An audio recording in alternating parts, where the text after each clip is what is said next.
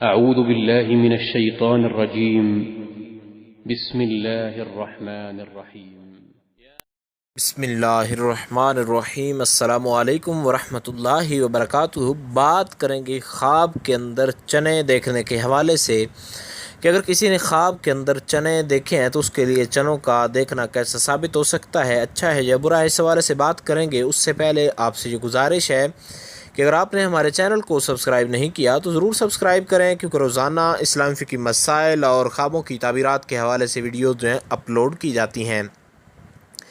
حضرت امام ابن سیرین فرماتے ہیں کہ خواب میں چنا دیکھنا خواہ وہ تر ہو یا خشک ہو، دونوں صورتوں میں دکھ اور غم کی دلیل ہے۔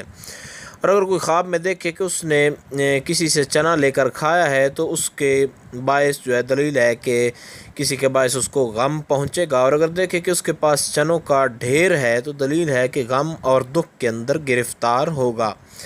اور اگر دیکھے کہ اس نے چنے شوربے میں یا گوشت میں پکے ہوئے کھائے ہیں تو دلیل ہے کہ غم اور اندوہ سے جو ہے چھٹکارا پائے گا یا بہت کم ہوگا۔ تو یہ صرف اس صورت میں ہے کہ جب وہ پکے ہوئے ہوں اور شوربے کے اندر ہوں، تو اس صورت میں غم کم ہونے کی دلیل ہے یا ان سے چھٹکارا پانے کی دلیل ہے۔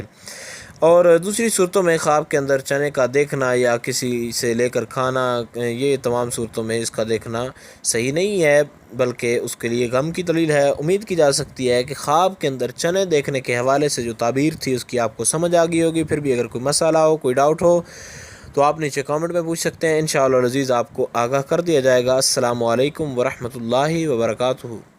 بسم اللہ الرحمن الرحیم۔ السلام علیکم۔